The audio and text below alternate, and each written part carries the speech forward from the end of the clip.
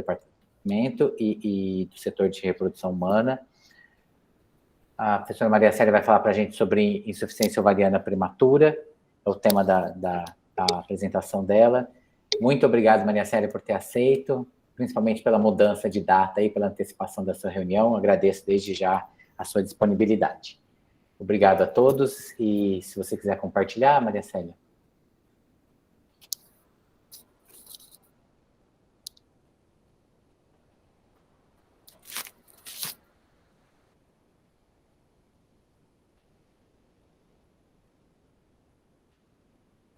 Está aparecendo a tela? Tá perfeito. Então, bom dia a todos. Então, o título da minha aula é Insuficiência ovariana prematura. Insuficiência ovariana prematura ou precoce é a perda da função ovariana antes dos 40 anos. É também chamado de falência ovariana prematura, menopausa precoce, mas a orientação atualmente pela maior parte do serviço é que nós chamemos, então, de IOP. Ela incide em 1% das mulheres com menos de 40 anos e 0,1% das mulheres com menos de 30 anos.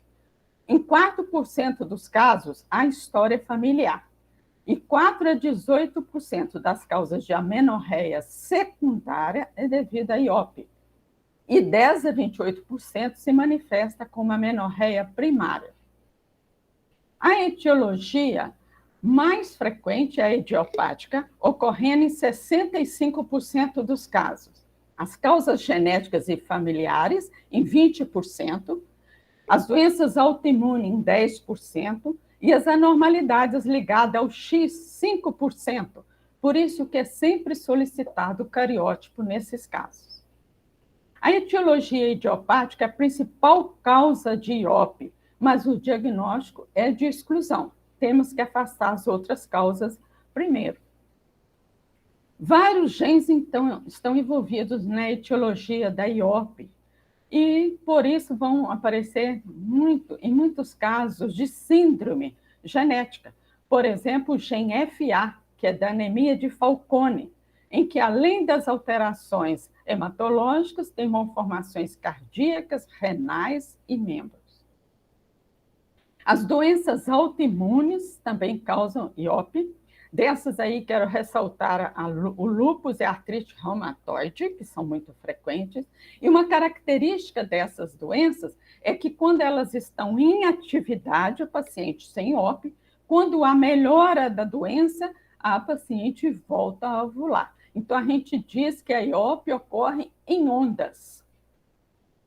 As alterações ligadas ao cromossomo X, nós temos monossomia, trissomia, deleções e translocações, e a síndrome do X frágil, que nós não podemos esquecer, porque é uma das causas mais comuns de retardo mental no mundo. Em quase 1% dessas pacientes vai ocorrer IOP. Então, nós vamos ter a presença da mutação do gene FMR1. Então, é fácil de guardar, que parece com FMRP. E quando existe a presença dessa mutação, há um maior risco de prole com retardo mental. A Associação Americana de Ginecologia recomenda a pesquisa dessa mutação desse gene em toda paciente com IOP sem causa conhecida. Temos também a etiologia iatrogênica, quimioterapia, radioterapia. E a cirúrgica também, que, embora não seja uma insuficiência ovariana prematura, na verdade ocorre porque foram retirados os ovários, esse grupo de pacientes é colocado para segmento dentro da IOP. As manifestações clínicas iniciam com irregularidade menstrual, que evolui geralmente para amenorreia. Então, esses pacientes vão apresentar sinais e sintomas típicos do hiperestrogenismo: vagina seca, dispareunia, ondas de calor, e tem também a infertilidade.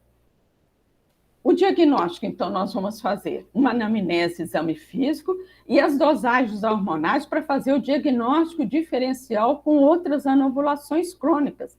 Então, nós sempre começamos com o FSH e com a prolactina. Durante as dosagens hormonais, nós temos que ter os cuidados necessários que geralmente são esquecidos de orientar a paciente na hora da consulta. Orientar a suspensão da terapia hormonal ou anticoncepcional hormonal por 2 meses antes da coleta do exame. Se não for possível 2 meses, pelo menos 1 mês, mas o ideal seriam 2 meses. Colher sangue sempre na fase folicular precoce, entre o 2º e o 6º dia do ciclo. Então, explicar ao paciente o que é o 2º dia do ciclo. Dosar o FSH em 2 ciclos, na fase folicular precoce. Agora, se a paciente estiver em amenorreia, repetir em 2 meses seguintes, né? Fazer naquele mês e repetir no mês seguinte. Então, se a paciente tem um FSH maior ou igual a 25 milímetros por litro, em 2 dosagens, nós temos, então, o diagnóstico de IOP, que normalmente a prolactina está normal.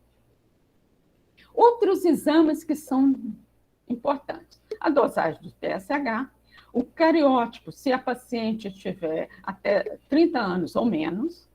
O ultrassom vaginal é importante para avaliação da presença de folículos antrais, avaliação da densidade mineral óssea pelo DEXA, e outros exames são importantes de acordo com a idade e a clínica da paciente. Por exemplo, se eu tenho uma paciente obesa, é necessário eu pedir glicemia, lipidograma, mas se não, não há necessidade. Então, aquela propedêutica típica, normal, do paciente no climatério não se aplica aqui. A propedêutica complementar vai depender da clínica da paciente. E vamos encaminhar todas as pacientes para o segmento conjunto na genética? Isso aí vai depender. Se ela tiver um resultado alterado no cariótipo ou uma síndrome genética, então ela vai ter segmento conosco junto com a genética. E quando realizar o DEXA? Sempre que confirmar o diagnóstico de IOP. E depois, no segmento, após 5 anos, se a densidade mineral óssea está normal no exame basal e a paciente faz terapia hormonal contínua, sem interrupções, nós podemos pedir após 5 anos. Mas se essa densidade mineral óssea está alterada no exame basal e a terapia hormonal não é realizada de forma contínua, regular, nós temos que pedir novo exame em 2 ou 3 anos. O resultado da densidade mineral óssea vem sempre em T-score e Z-score. Então, as nossas pacientes vão ter o resultado em Z-score por causa da sua idade. Está indicado o Z-score. Então, quando nós tivermos um Z-score menor que -2, nós dizemos que ela tem uma baixa massa óssea. Então, aqui nós não falamos em osteoporose, em osteopenia, falamos baixa massa óssea. Mas nós pensamos que isso é como se fosse uma osteopenia ou uma osteoporose. Fica assim mais fácil para a gente entender. Devemos realizar o FRAX, como nós fazemos nos pacientes do climatério. O FRAX avalia o risco de fratura dentro de 10 anos entre mulheres de 40 a 90 anos. Portanto, não está indicado na IOP. E o tratamento? Então, vai consistir de terapia hormonal, prevenção e tratamento de perda de massa óssea e o tratamento da infertilidade. Vamos iniciar, então, com a terapia hormonal. Segundo o grupo da Sociedade Europeia de Reprodução Assistida, né, a indicação de terapia hormonal na IOP é indicada quando a paciente apresenta sintomas de hipoestrogenismo, e as mulheres devem ser informadas que a terapia tem um papel importantíssimo na proteção óssea e na prevenção de doença cardiovascular. Então, nós devemos fazer em todas as pacientes com IOP. Aqui o guideline da Associação Americana de Menopausa, que também indica terapia hormonal em todos os pacientes com IOP. Segundo a Sociedade Britânica de Menopausa, o objetivo do tratamento na IOP é alcançar os níveis fisiológicos de estradiol. E devemos realizar terapia hormonal até a idade natural da menopausa, que é os 50 anos, se a paciente não apresentar contraindicação. Portanto, as doses do estradiol vão ser semelhantes aos níveis fisiológicos da menarquina até a menopausa natural.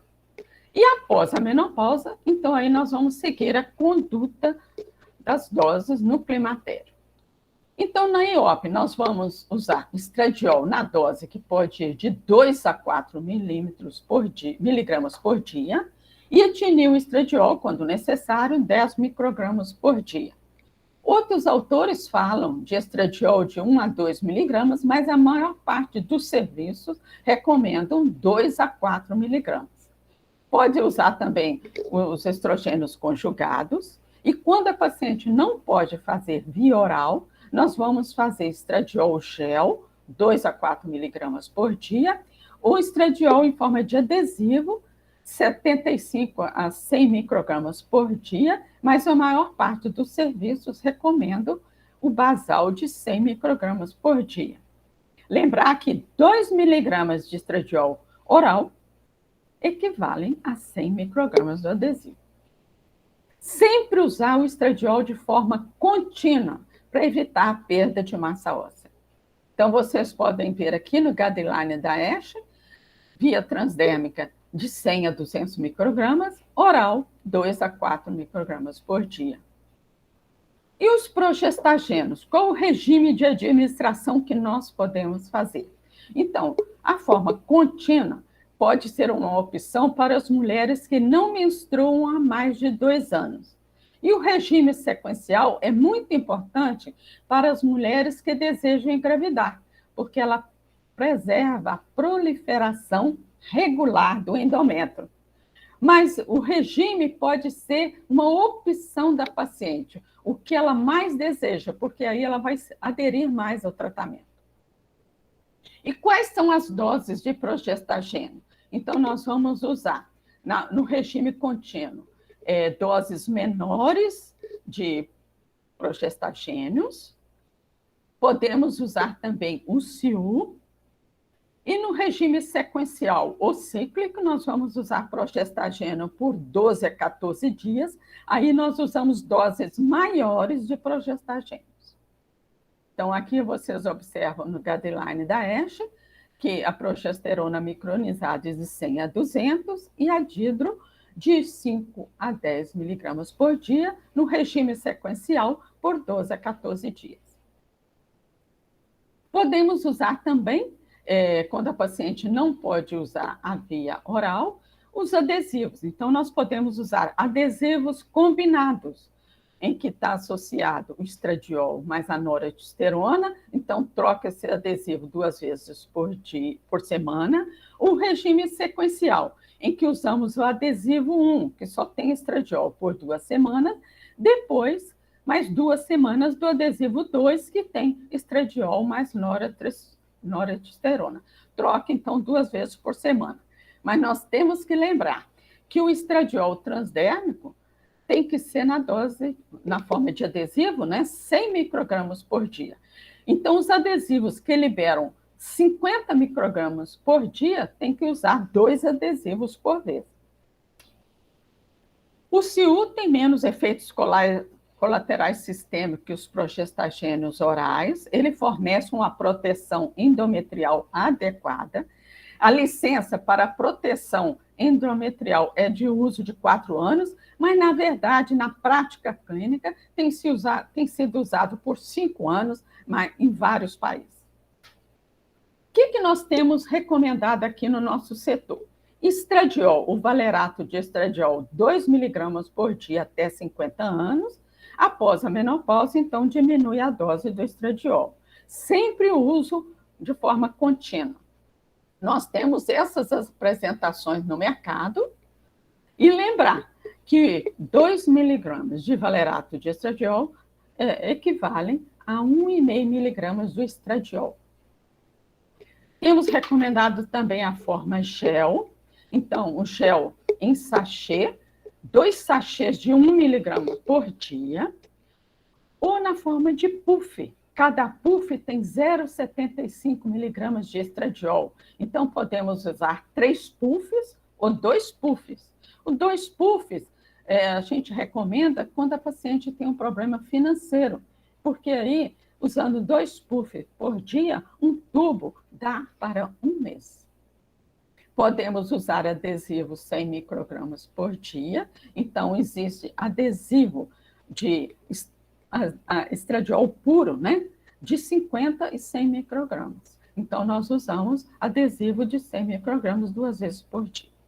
Fazemos também um regime sequencial e quero lembrar para vocês que nós usamos muito um medicamento que é muito conhecido, muito antigo e é barato, né? A cicloprimogina, que ele tem 11 dragas brancas de valerato de estradiol 2 miligramas, seguido de 10 dragas pardo-avermelhadas e que está associado o valerato com o levonorgestrel 0,25 miligramas por dia.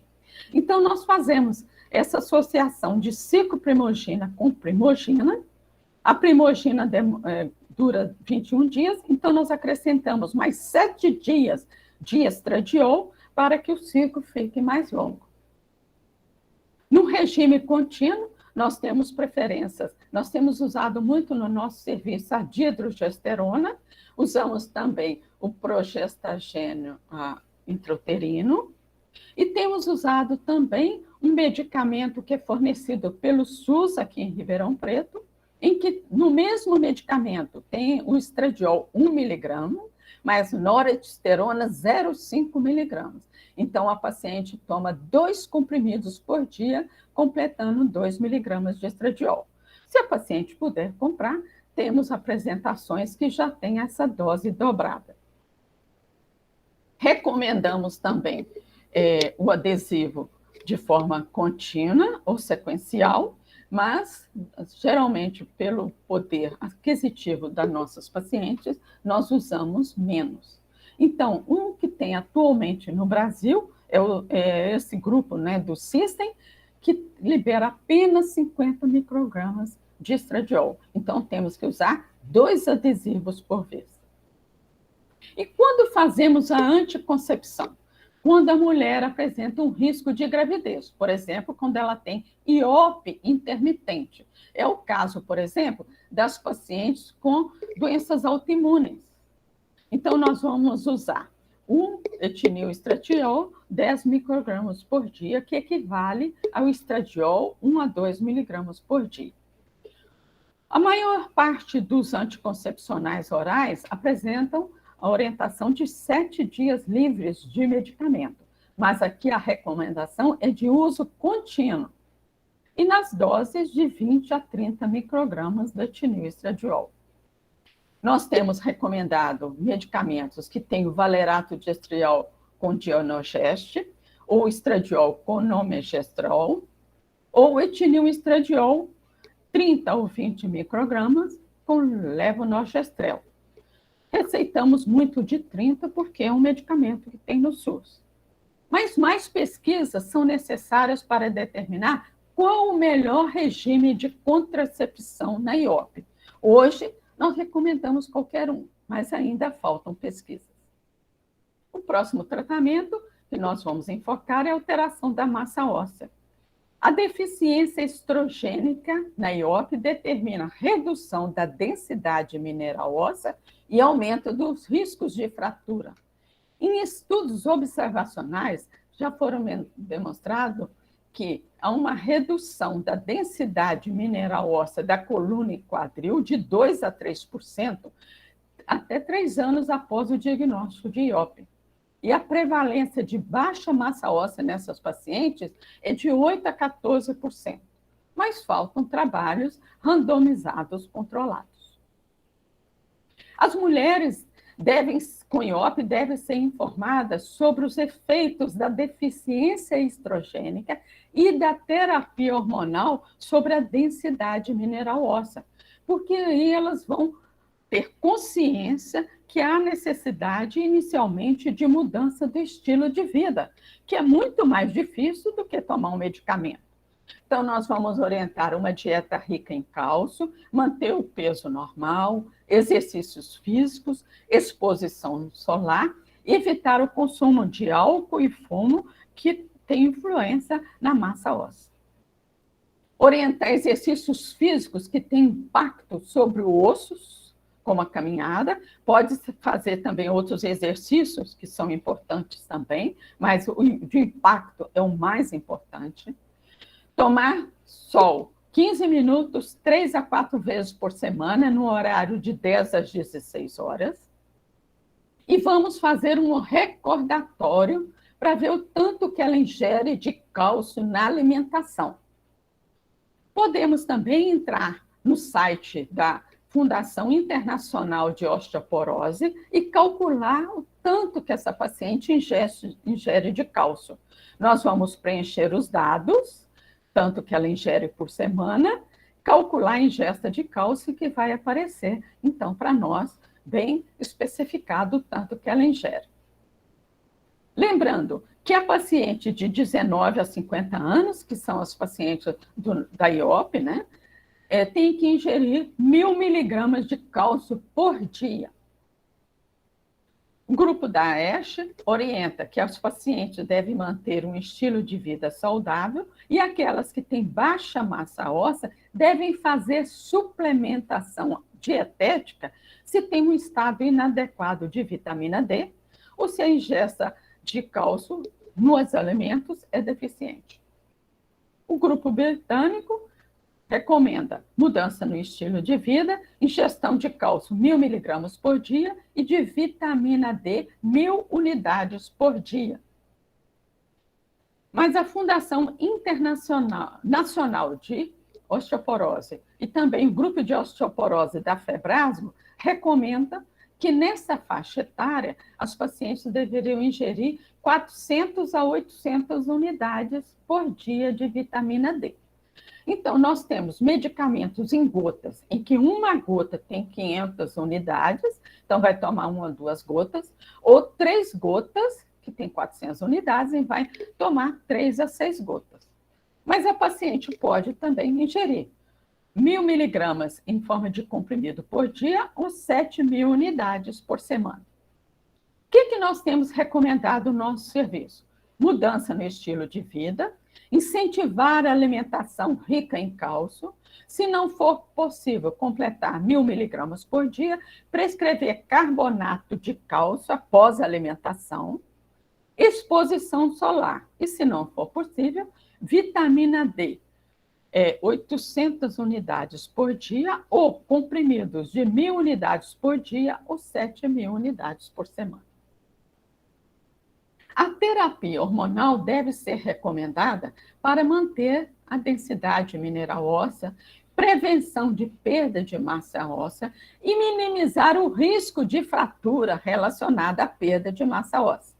Portanto, a terapia hormonal é a primeira linha de tratamento em mulheres com IOP para a prevenção e tratamento da perda de massa óssea.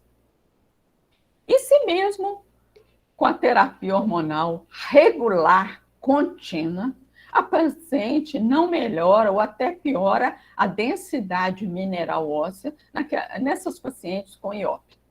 Então, nós temos que pesquisar uma causa secundária, porque se ela está fazendo a terapia hormonal contínua, essa não é a causa da baixa de massa óssea. Então, nós temos que pesquisar causa secundária. No climatério, a causa secundária é responsável por 20% dos casos de baixa massa óssea. Mas, na IOP, nós ainda não temos essa incidência. Aqui estão as principais causas de perda secundária de massa óssea. Então, nós vamos fazer uma investigação de causa secundária. Esse é o protocolo proposto pelo grupo de osteoporose da Febrasmo. É um protocolo enxuto, mas eles afirmam que possibilita o diagnóstico de 98% das causas secundárias, mas o grau de evidência é C. que nós temos feito no nosso serviço? O protocolo da ADOM, que é ambulatório de doenças ósseas metabólicas do nosso hospital, porque se a paciente apresentar uma causa secundária, ela vai ser encaminhada para esse ambulatório. Sempre fazer raio-x de coluna, principalmente se a paciente tem perda de massa óssea, perda da altura. Então, nesse caso, lembrar que nós devemos sempre medir a paciente, sempre no caso novo e também todo ano, quando ela vem no retorno anual.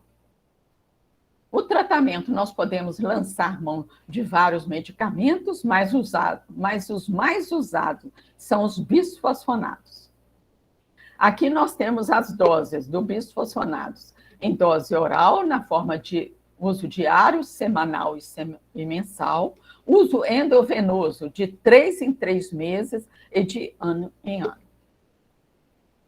Então, os bisfosfonados não devem ser a primeira linha de tratamento na IOP com baixa de massa óssea. Lembrando, a primeira linha é a terapia hormonal. Mas a terapia hormonal deve ser mantida enquanto você está usando o bisfosfonados.